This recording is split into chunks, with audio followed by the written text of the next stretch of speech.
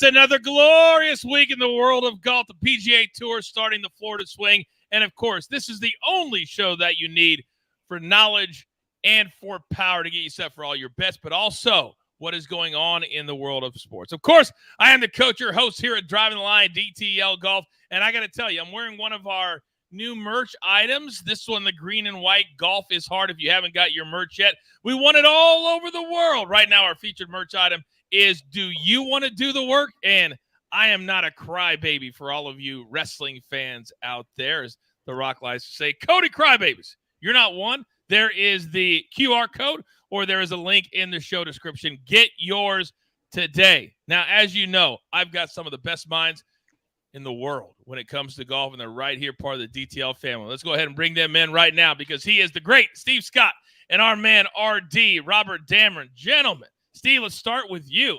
I think you're down there in Florida set to – aren't you calling this event on PGA Tour Live? I am. I'm heading down tomorrow. I'm going on the big airplane and going to find my way down there. Going to be on the main feed this week, so check us out, PGA Tour Live.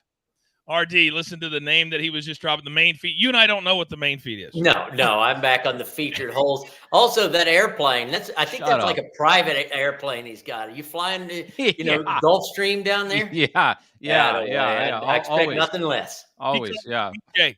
He calls it the PJ. We know how you roll. Me and RD know how you roll. I don't roll like that. Well, we got to get to, before we get to our bets, as you know, we try to make you as smart as possible and talk about the biggest stories in the world of golf as well. As they head to Florida, well, last night, this is where we're going to start. It was the 9th edition. It all started with Tiger and Phil a few years ago. And now, Steve Scott, you put this video out on social media last night, and I want to roll it as we talk over it. And I will let you address what was going on here last night on the driving range of the match. Yeah, we got Rory kind of warming up there. We got Rose Zhang fresh out, still doing work at Stanford. And then we got DJ Khaled. Of course, he just fits right in perfectly. He's got a great golf swing there and all of that. We could do a little work on it. But, it's DJ Khaled is everywhere. Golf is right now. And he took on Charles Barkley in a one-hole deal. There was something out there that No Laying Up said out that, that he thought he was actually playing in, like, the actual match. And so maybe he was a little disappointed. Now, I will say this, RD.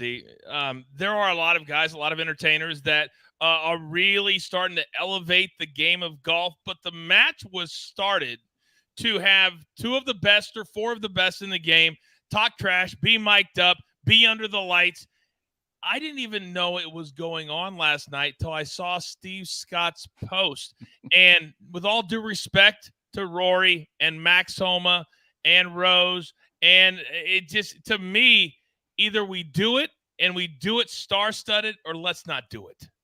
I'm more on the let's not do it. I got to back up just a little bit. The one good thing was DJ Khaled out of Dr. Phillips High School and here in Orlando, Florida, a.k.a. Harvard of the South, same place that this guy graduated high school from. So I got to represent there at least.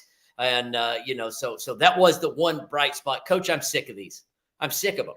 I appreciated the first one, Tiger versus Phil, for $9 million. Okay, I mean, that got my attention. There are some stars in the gallery. Everyone since has been just more snoozers after the other. You mentioned trash talk.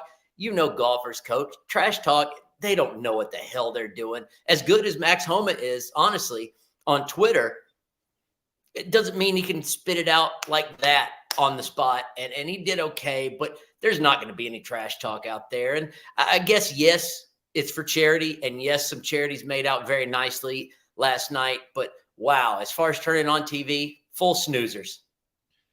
When you look at last night, and say what you want, but the producers of this, and it's been like the same as Bleacher Report, you got Ernie, when you have to bring, Steve, Charles Barkley into the broadcast, and he's been a part of the last 5 or 6, and people say, oh, Charles Barkley was the best part of this entire broadcast. That, to me, is a problem. And we also found out that as much as we love Tiger Woods, that there's a reason his dad protected him all those years, and because of that, he's not a good trash talker either, and I love Tiger. But a lot of these players, they complain about, I don't have any sponsorships. I don't have any stuff but then you get a chance to be on national TV and show your personality and you have none. Maybe the agents should start working with the players so they can learn how to entertain and educate, because that is not it, Steve. Yeah, some of the timing was a little bit off. I mean, if they're trying to get into the game and they're trying to play their hardest, their mind is kind of there. We actually saw that with Tyrrell Hatton. We had him on PGA Tour Live on the range last year, and Tyrrell Hatton is a crack up. He is so funny, but we had him kind of in a little bit of a box, and we asked him some questions, and it was just kind of dry. It was not that Tyrrell Hatton that we knew of. So a little bit like that last night, but I watched it personally for the golf course. I'm a golf course nut, architecture geek. Gil Hance did a really cool thing there. I played as a public golf course. I played it back in December, and it's pretty awesome as far as a public golf course. A lot of holes out there. Almost feel a little bit like Seminole up the road there in Palm Beach. So it's a cool golf course. I watched it for the golf course more than the golf. Joey says golf needs characters like faces and heels. Joey, there is no question that as we move forward to 2024, that's exactly what we need, especially on some of these weeks where there's other stuff going on. You want golf to be elevated. So, RD, as we shift our focus to this week, one of the guys that played last night, Rory McIlroy, he's about to get very, very busy. In fact, he's going to play in the next 3 events. This one, the Arnold Palmer Invitational, and the Players' Championship. So 3 in a row from Rory, as he's clearly telling all of us that I want to be ready to go when Augusta gets here. It's smart. It's time to do it. He's still not an old man. But let's face it, what else is there to be done in this sport for Rory McIlroy? He's a shoe-in Hall of Famer. No question about it. He's one of the richest dudes to ever come out of the sport, one of the winningest players of all time. But a green jacket puts him in the elite of the elite field, the Grand Slam career champions. It makes Rory McIlroy the single greatest, hands down, European player of all time. It's passes Seve, passes Faldo. I'm sorry, guys, I love both of you, but a Grand Slam makes him better than you guys. So really, that's what it is all about. He's won the API. I know he wants to get his game ready. It's going to be tough as hell. The rough's longer than my hair.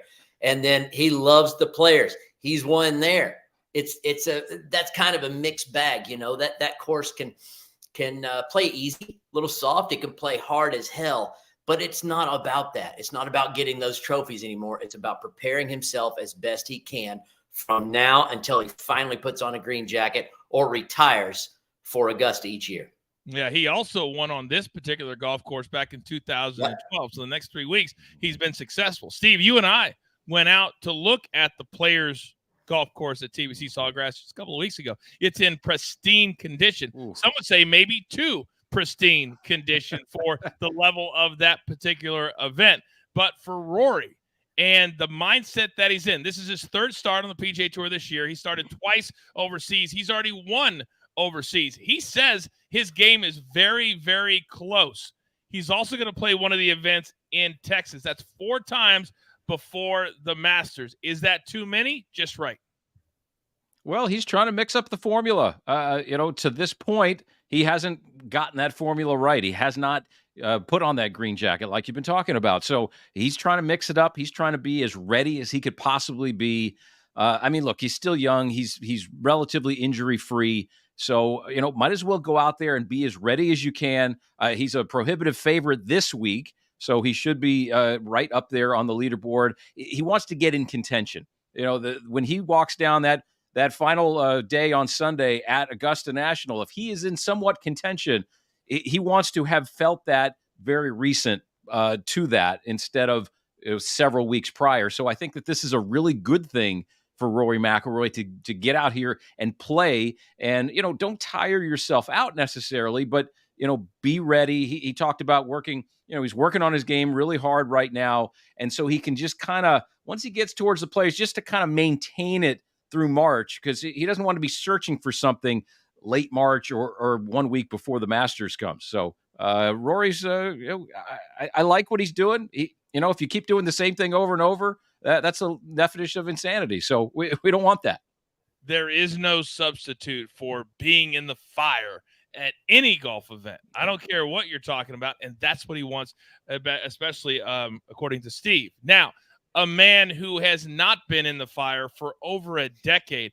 And I got to be honest with you guys. When I saw this a few weeks ago, I thought it was Greg Norman and Live Golf just trying to get some hype for their particular golf tour. It's no longer hype. RD, I'm going to start with you.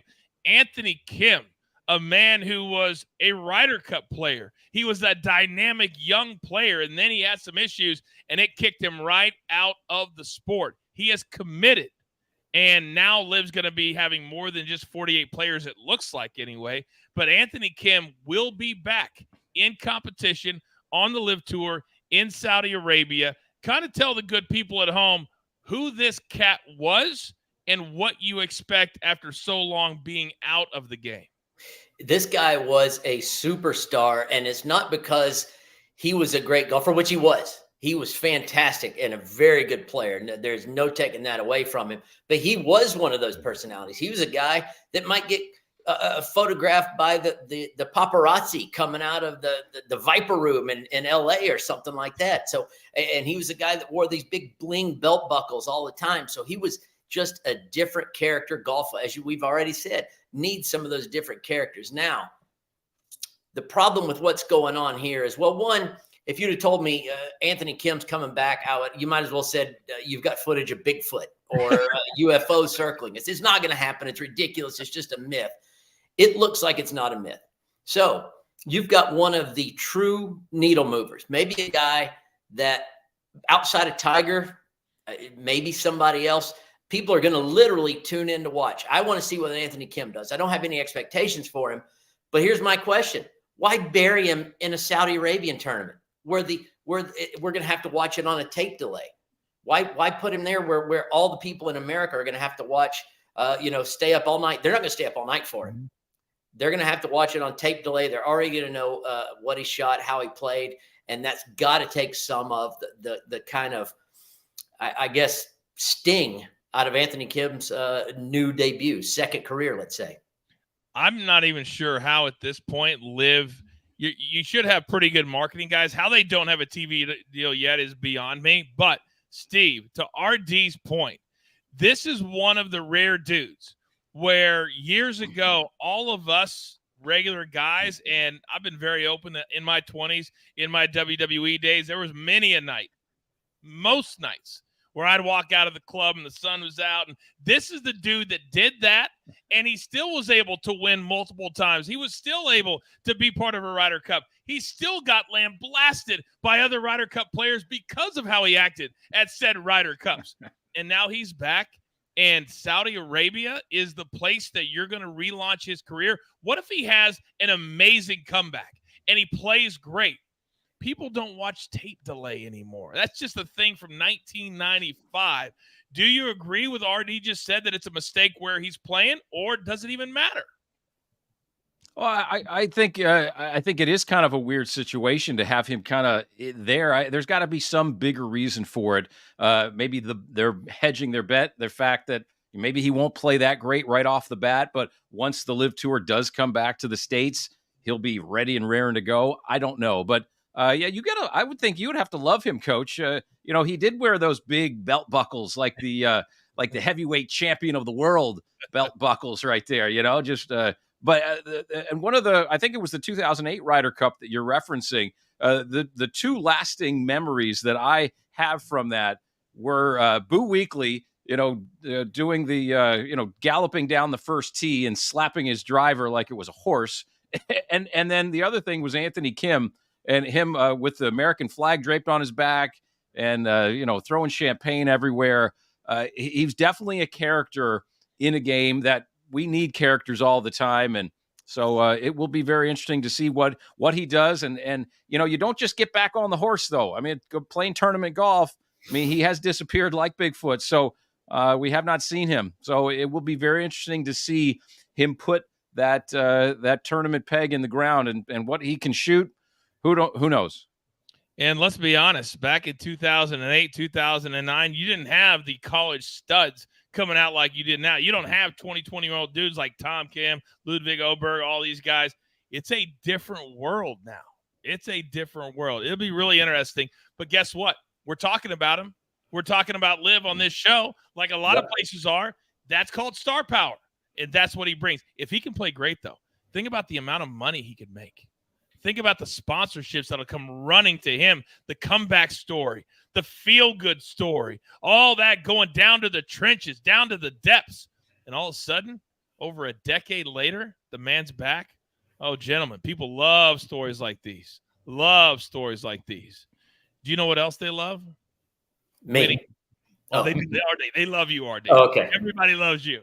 But they also love winning bets. Steve, before we get into our first segment, which is called First Round Leaders, last week you had a pretty good week on an off week, so to speak, on the PGA Tour, didn't you? I was pretty happy with some of my picks. I knew the long bombers were going to come to play, and Jake Knapp, who I didn't really have enough juice on. I had him only in the top 20. So, and he ended up winning the darn thing. So, but I knew the long hitters were going to succeed last week, and they did. I was 3-0 in my head-to-heads, 2-0 in the top 20s, and 1-1 in the top 10 picks. So, hopefully you tailed me again last week. Hopefully I got the same mojo here at PGA National this week. We'll see. RD, this man who a year ago didn't even know what a first-round leader and the odds were, and now he's one of the great golf parlay? I don't know. In the world. All right, we have 5 different segments here on DTL Golf, and not everybody has to pick something in every one. So first round leaders, and Steve, you've kind of hesitated this week, so you're going to sit this one out. But RD, I'm staring at 2 different names, and last week we were heavy on one of them, Steven Jaeger. Let's start there. Well, Steven Jaeger, I really, with this one, I'm going with the hot hand. He's plus 5,000, but he shot 65 his final round at Mexico. He has been under 70 his last 5 rounds. Now, another thing about him, though, is you think, well, he doesn't have a great history here, but I don't think that for Steven Jaeger, course history means a whole lot because he was uncomfortable in his own skin. He was one of those guys that dominated on Korn Ferry and then would get out and lose his card promptly on PGA Tour. So I think he's now finally comfortable in his own skin, comfortable where he is, and is going to just play well here and happy to be a PGA Tour player, but playing really well. And I also went with Big Bo Hostler. He's a chipping and putting specialist, which normally isn't what you would look for here at PGA National, but we're talking first round leaders. We're talking guys that can go out and make some birdies early. And he, of 19 rounds this whole season, he's broken par 15 of them. So the odds are strong that he'll have a few under par, maybe get an extra birdie or 2 late and get himself on top of that leaderboard at the end of the first round. You know, Bo Hostler plays a lot about 5 miles from where I'm sitting right now. Him and Michael Block and all these really good Southern California players. For whatever reason, I never get invited to the games. I don't know what it is. Don't know what it is, but I don't.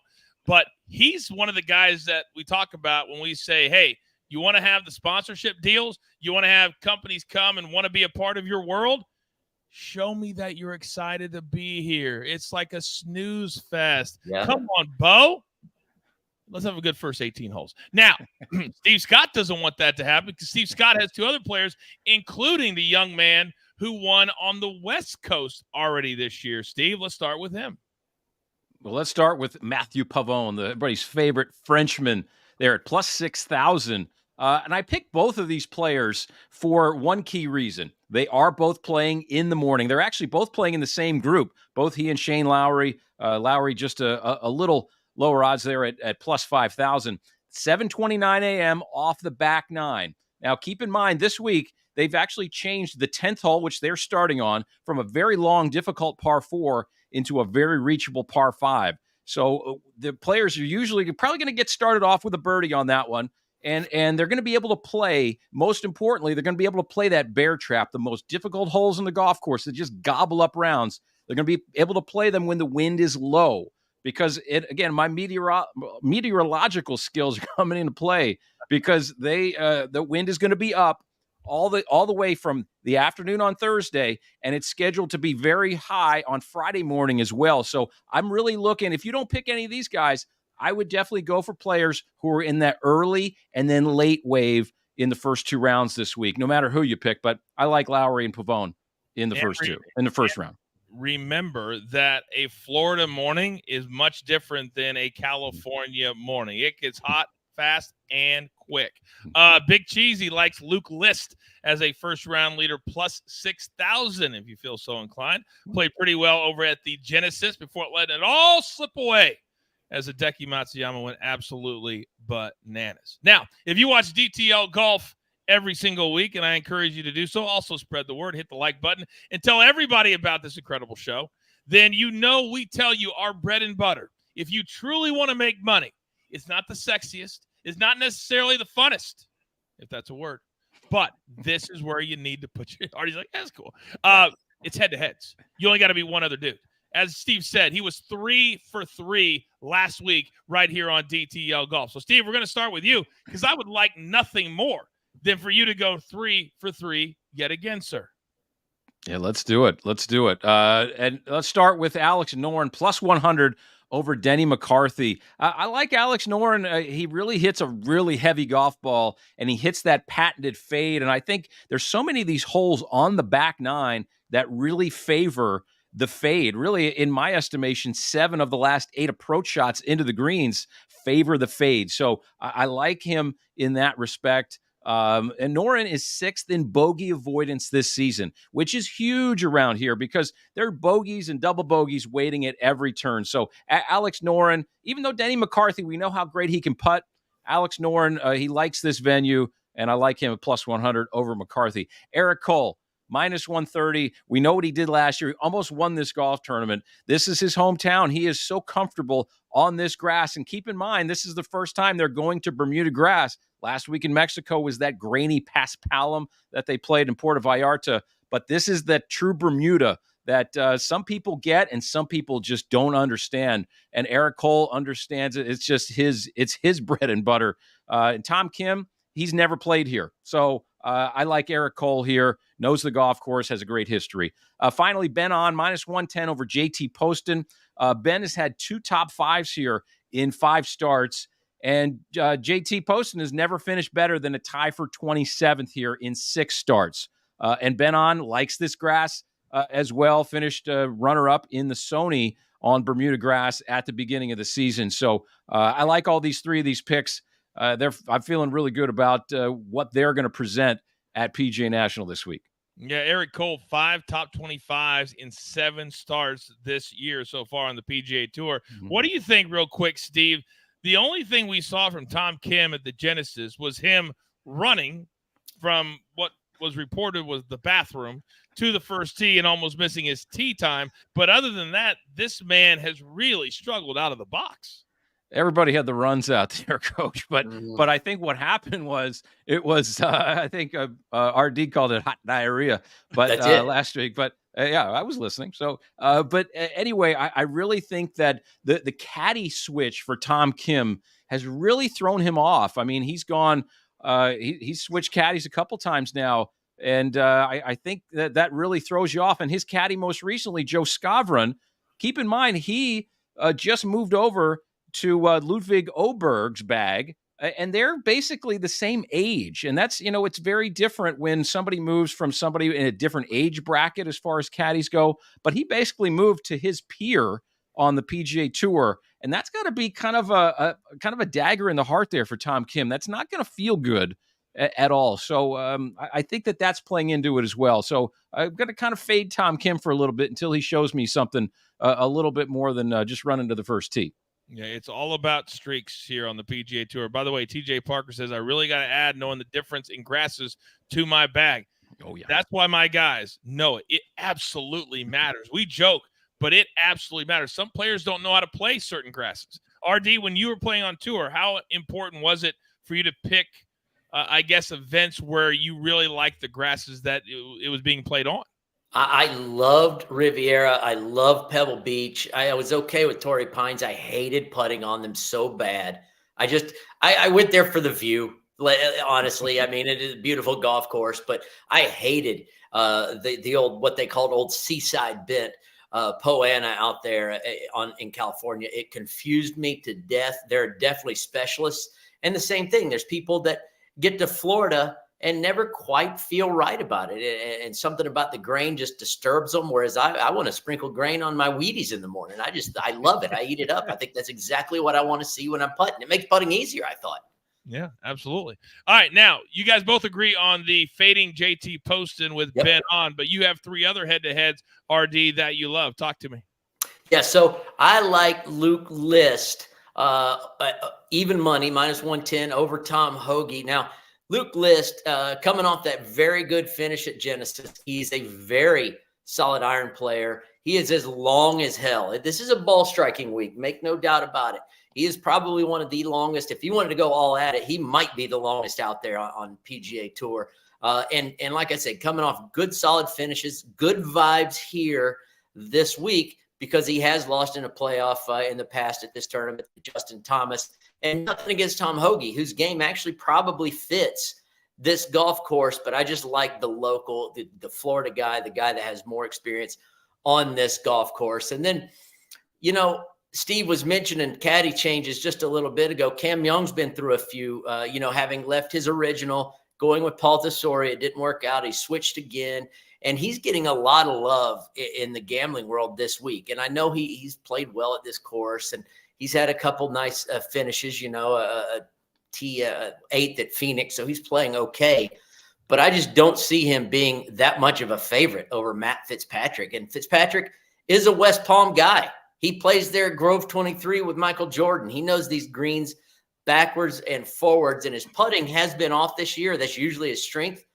But I think these Bermuda greens are going to wake him up. That putter's going to wake up. He's got a really good chance, especially as an underdog over Cam Young. And I took another underdog, a big underdog, +175, Russell Henley over Rory McIlroy. Now, the PGA National and the Bear Trap, they're made, especially the Bear Trap, they're made for big numbers. They're made for doubles and for triples. Who's been making doubles and triples this year? Rory McIlroy. He's got himself playing well at Pebble. He got himself playing well at Riviera. And then, bam, just fell off the map with some big, big numbers. So Russell Henley, last 2 times around, PGA National, tie for 8th, tie for 3rd. A guy that really, really likes this golf course, can putt well here. I understand he's the underdog. But I like those kind of odds against a guy that isn't clicking on all cylinders yet, who's Rory, and is still, as we mentioned at the top of the show, he's got his mind elsewhere. His mind's on the green jacket. Not that he can't blow up and play great this week, but his mind's not on playing great at PGA National. It's about getting that green jacket.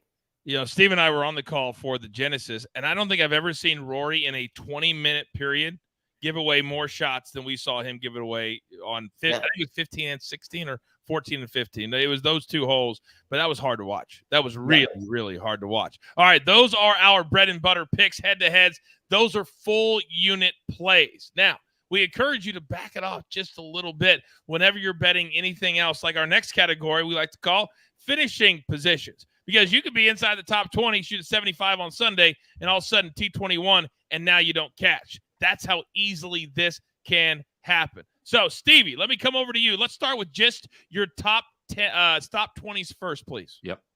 You got it. I'm going to go with, let's start with CT Pan at +400 there to start. He's had 3 top 20s in 6 starts, including a tie for 3rd in 2021 here. And he was tied for 3rd last week, which got him kind of past his medical extension, got him full status back. He is raring to go, and I think he's going to carry it over. This is, again, the type of grass that he putts well on. If you remember where he won his PGA Tour event, it was not too far away at Harbor Town. Very small greens, Bermuda greens, similar sort of texture to those. So I think he's going to be very at home here at PGA National at +400. Give him a little bit of love. And we talked about Matt Fitzpatrick and how we think his putter is going to wake up. I totally agree with that. He also won at Harbor Town for the RBC Heritage last year, which is a very exacting golf course, kind of a point A, point B type of venue. There's just a lot of little weird spots you can get out at PGA National. And I think Matt Fitzpatrick is going to, dial his game in. If he can, stay in a home right there, not too far away, and have some home cooking, that might be real good for Matt Fitzpatrick this week. Didn't he beat Spieth in that playoff at Harbor Town last year? Wasn't that the? Yep, he sure did. Yep. He So, hit it to about a foot. oh man, I know I had Spieth that week. That was Oh, yeah, it still sits with me. RD, let's come over to you. Let's go to your top 10s first, sir, if you don't mind.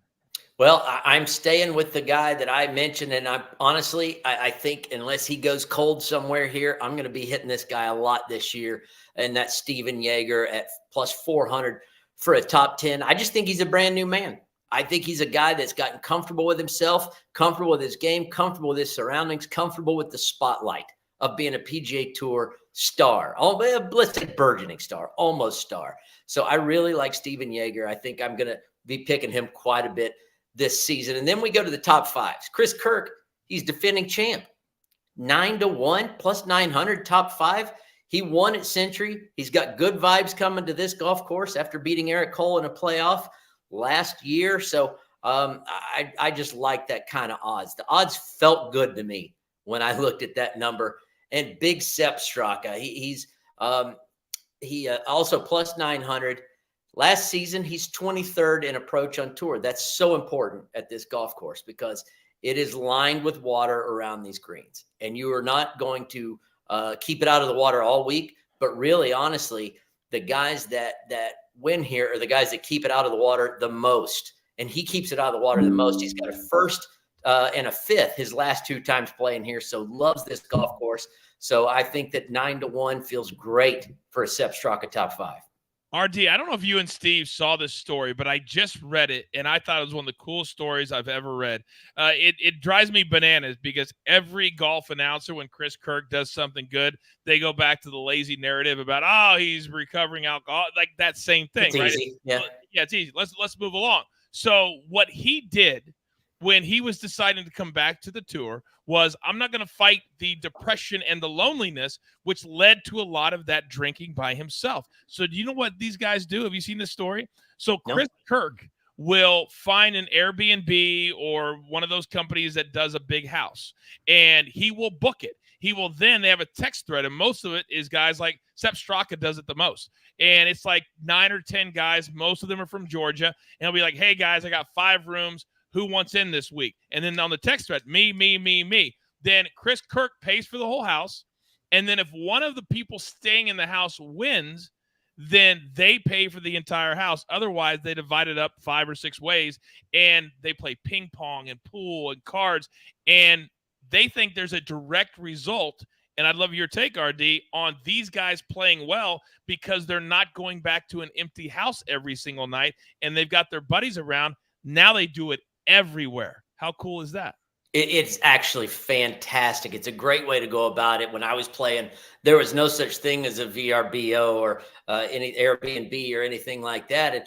And it is good to get away. And okay, Chris Kirk used it to have a more healthy outlet. Wonderful. Good for him. But I think you're right. It's good for everybody. I cannot tell you how many times, instances I can think back to over my years and years of playing golf where I'm laying in a hotel room going, what am I doing? What is on TV? This is pre-internet.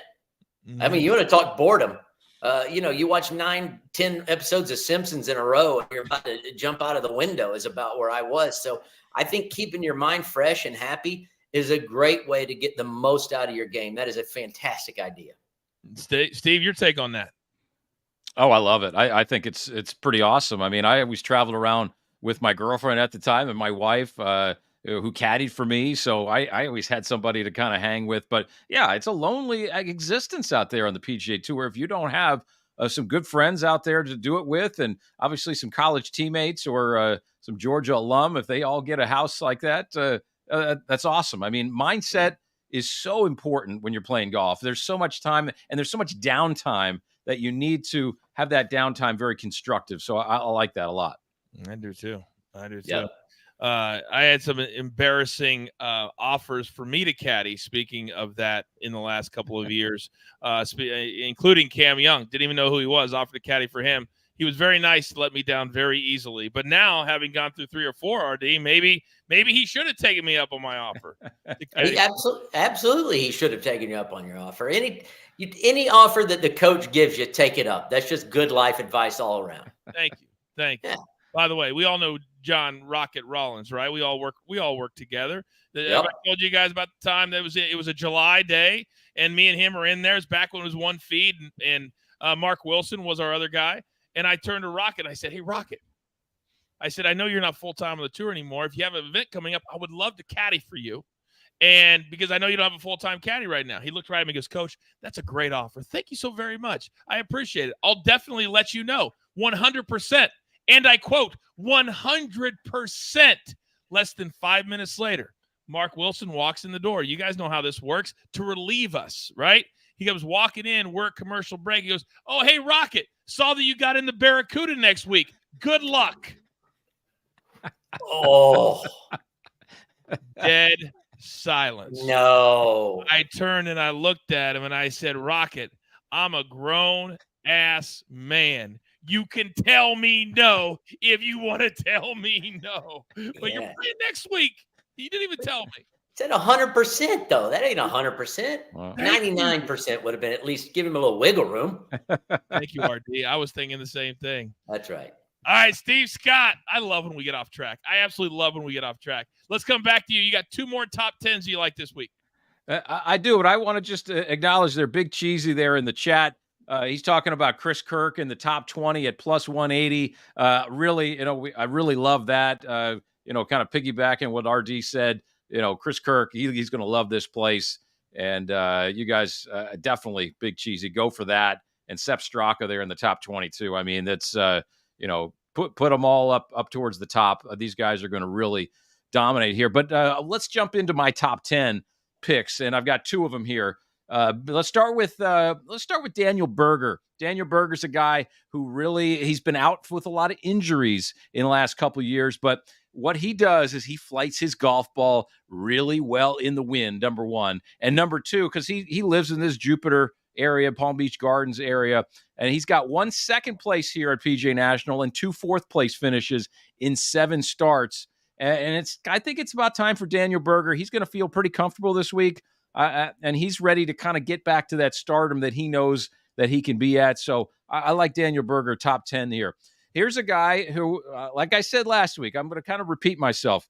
But last week I said Jake Knapp is a guy that you've never heard of. And to pick him in the top 20, and I probably should have picked him a little bit higher. But at plus 1,000 for a top 10, Ben Silverman is a guy you need to have on your radar. And here's why. He's 6th in driving accuracy for this season. Last week, he was number 1 in strokes gained putting, 2nd in driving accuracy, 3rd in scrambling. And on his par 3 scoring this year, he's 16th. And that's really important around here because you have some treacherous par 3s with all that water just right next to the green. Ben Silverman is a guy, he lives in the South Florida area. And he's a Canadian, but, he's smart. He got out of the cold and he got down to the South Florida area. He knows these conditions down here really well, and he is playing some really good golf, couple top 20s this season already. And he saw his good buddy Jake Knapp win last week, and he was dousing him on the 18th green there on Sunday afternoon. I was watching him, and I think he wants a W for himself. So put a little something on Ben Silverman. If not in the top 10, put something on him because he is going to perform this week. I just know it. By the way, speaking of Jake Knapp and his biceps, they will be in the field this week. Can either one of you tell me, and I'm really glad because we're getting ready to head into the winners section of the program, and none of you picked Jake Knapp to win this week, and I'm glad that neither of you did. Do you know the last time that this event was won back-to-back years by the same golfer? Tiger Woods. No, it's just a good guess to anything. Now you're close at the level of star. Nicholas. No, he didn't play. Yes, it is. It is Jack Nicklaus. Back in the 70s, huh? 1977, 1978. Wow. Jackie Gleason. Inverary Classic, Fort Lauderdale, Florida. Yep.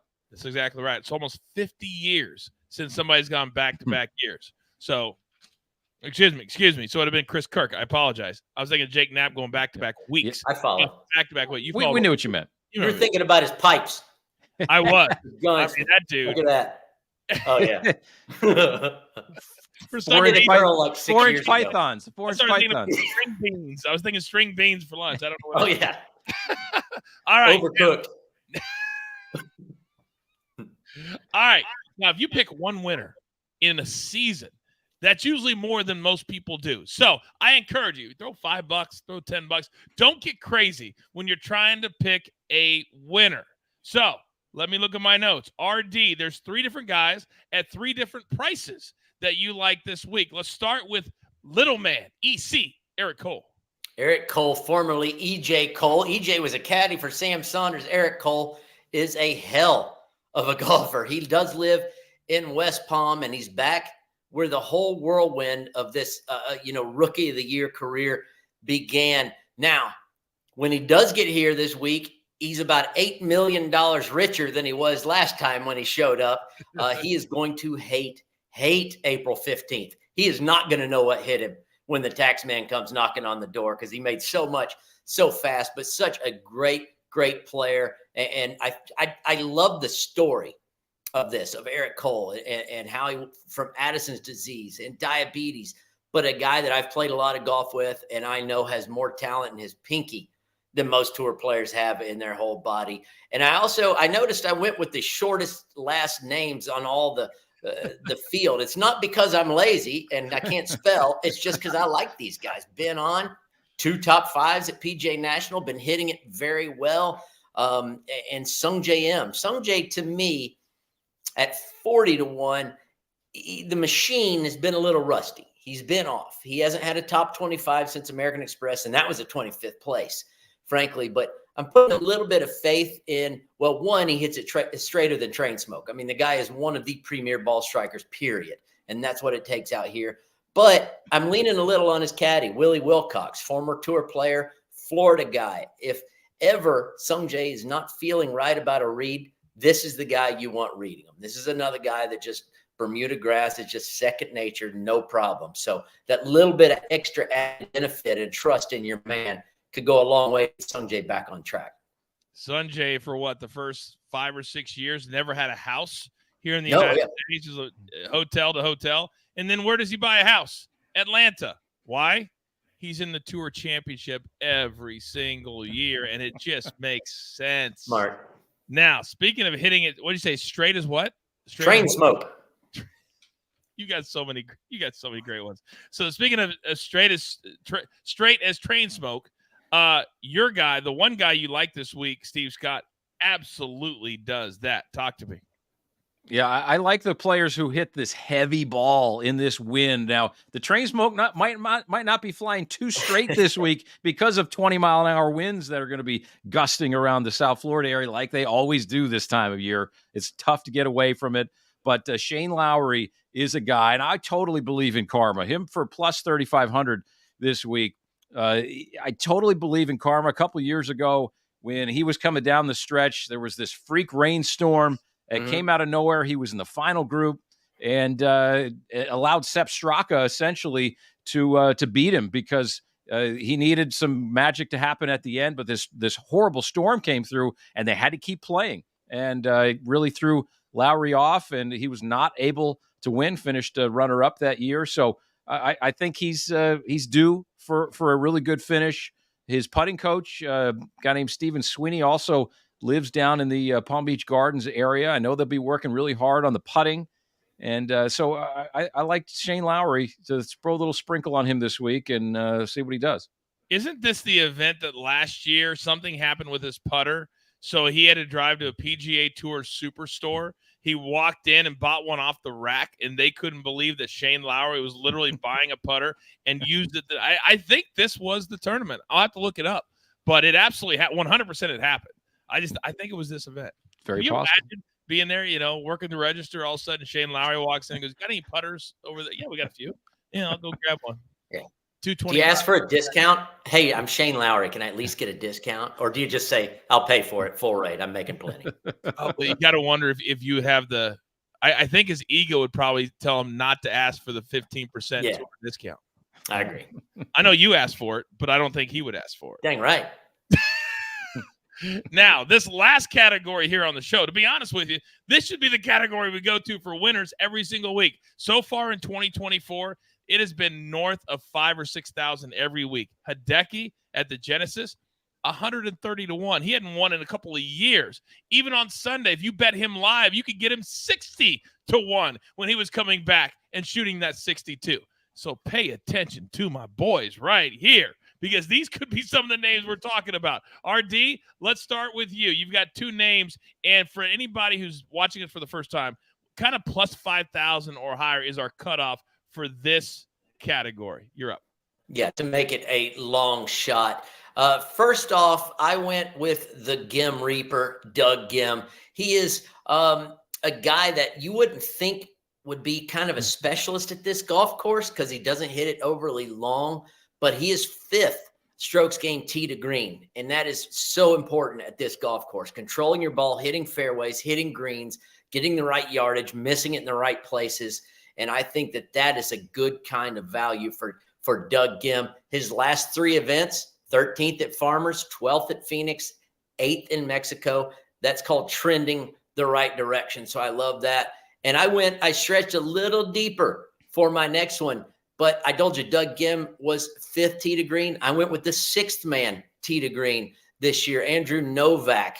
And that is something else, plus 11,000. That is long odds, but he has been hitting it well. He's been playing well. He finished 8th in his last 2 events, Phoenix and Mexico. And I've got to ask, as I was looking through stats, Steve Scott, I'm going to go to you because I'm not sure I can explain how this works. All right. This season, Andrew Novak, strokes gained off the tee, 132nd. So not that great. Mm-hmm. Strokes gained approach, 7th. Okay, solid. Tee to green, all of them, he's 6th. How is he better when you combine the 132nd strokes gained off the tee when you do the tee to green? An anomaly, maybe a glitch in the matrix there in our statistics. Well, I mean, maybe you're thinking it's a smaller sample size just this season. Maybe he's played, 4 events or so. But that's very interesting. I might have to dig into that a little bit more.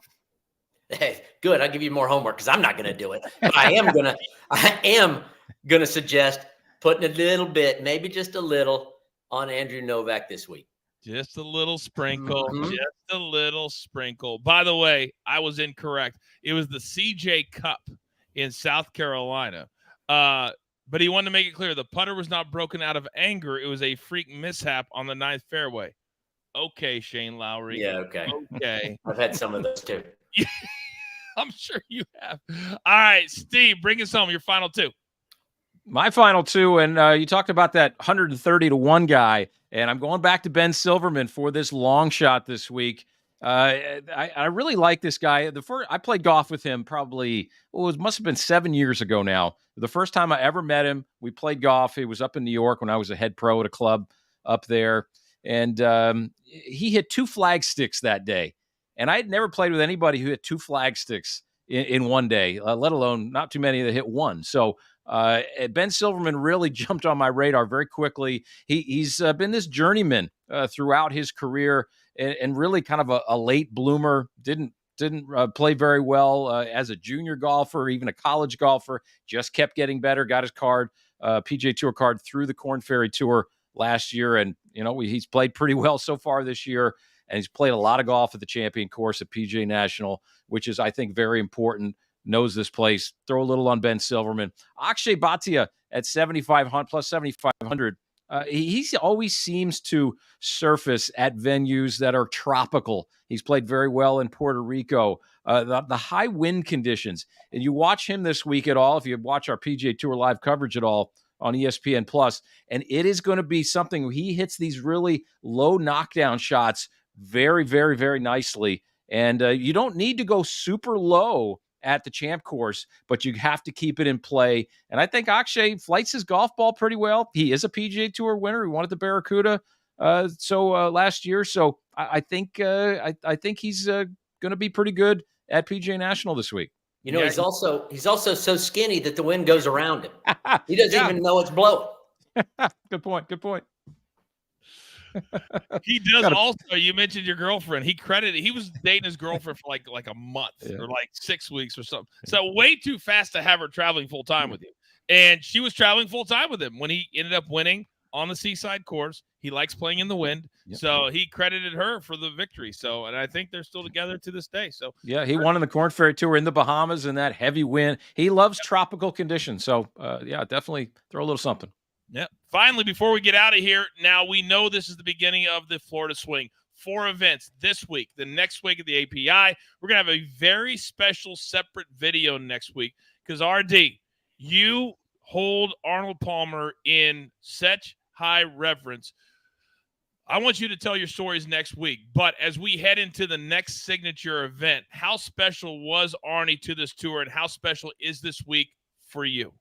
For me, not just Arnold Palmer himself, but Arnold Palmer Invitational, Bay Hill, is the reason I wanted to be a professional golfer. We moved here in 1979. I attended every single Arnold Palmer Invitational since then, at some form or another. And I think that I looked at these guys on the other side of the ropes and hitting golf balls on the range, and I said, I want to do this. And, thank goodness for Mr. Palmer, and a lot of his tutelage helped me get to there. And I will tell some of the stories, later this week and on into next week, but how he specifically helped me with my career and helped me get into tournaments I wasn't going to get in, and helped me, kind of how to talk to people and how to handle a few things.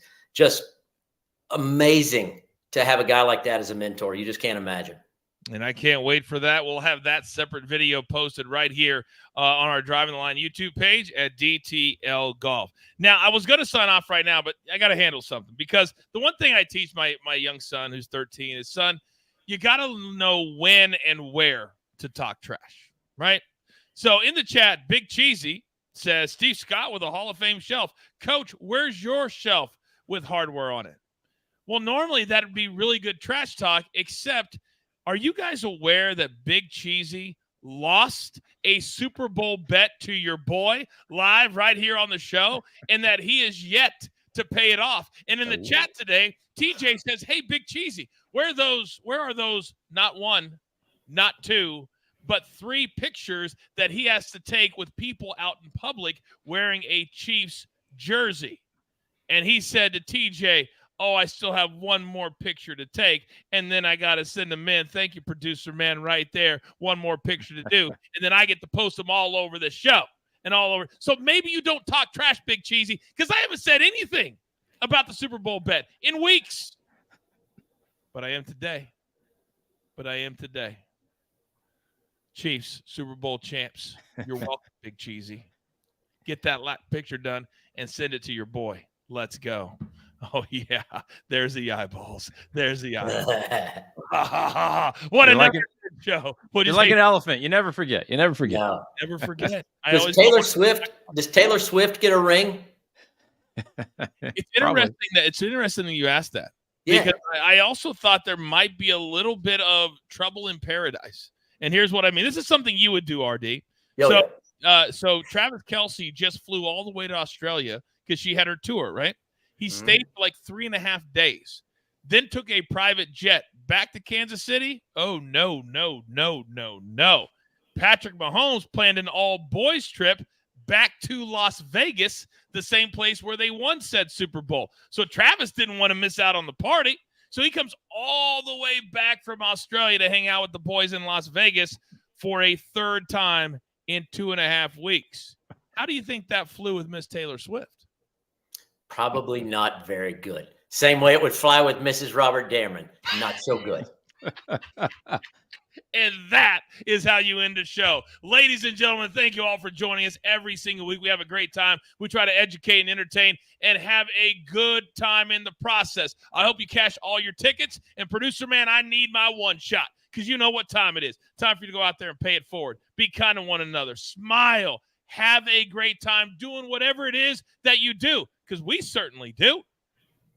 And with all that being said, there's only one thing left to do. And I believe you all know. And Big Cheesy, this one's for you. What that is. You got your marching orders. Let's take all of these Cognizant tickets straight to the pay window. My Tiger Group, my man RD, Steve Scott, the legend, producer man, always behind the scenes, making the show look like $1 million. I am simply the coach, trying to keep this train on said track. We grind for you. so we can win with you. It's truly what we're all about right here at DTL Golf. Good luck.